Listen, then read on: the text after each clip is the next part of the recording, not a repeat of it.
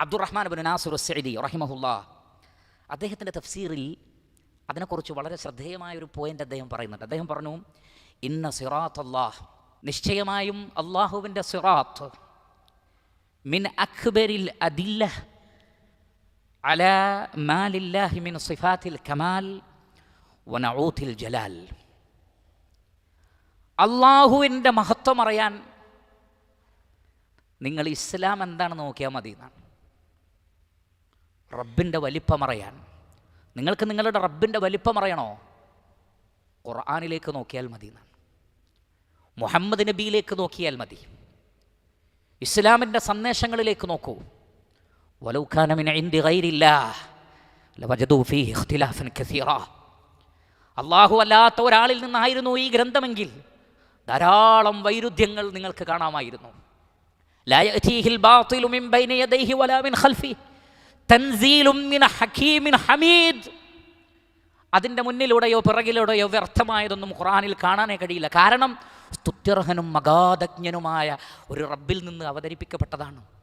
ഖുർആനിൽ ഓരോ ആയത്തുകളും ഓരോ വചനങ്ങളും അതിലടങ്ങിയിരിക്കുന്ന ആശയങ്ങളുടെ ഗാംഭീര്യം കാണുമ്പോൾ ഇത് റഹ്മാനായ റബ്ബല്ലാതെ മറ്റൊരാൾക്ക് ഇത് അവതരിപ്പിക്കാൻ സാധ്യമല്ല എന്ന് മനുഷ്യൻ വിവേകമുള്ളവൻ അംഗീകരിച്ചു പോകുന്നതാണ്.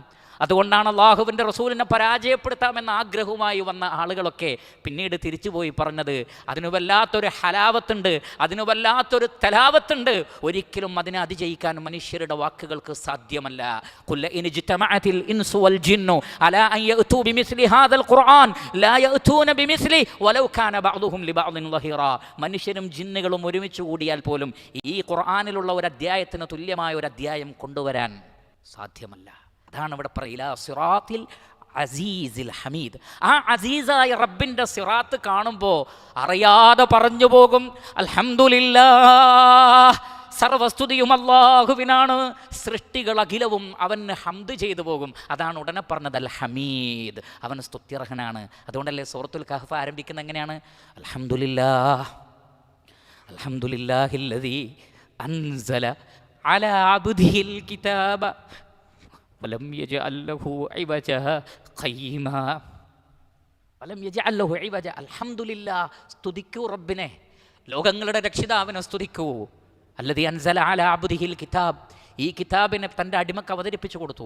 വലം യജഅൽ ലഹു ഇവജ, ഒരു വക്രതയും ഒരു ന്യൂനതയും ഒരു വ്യതിയാനവും ഒരു വൈരുദ്ധ്യവും ഒരു പോരായ്മയും നിങ്ങൾക്ക് ആ ഗ്രന്ഥത്തിൽ കാണാൻ കഴിയില്ല.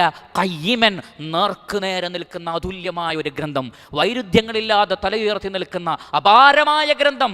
അൽഹംദുലില്ലാഹ് എന്ന് പറയും.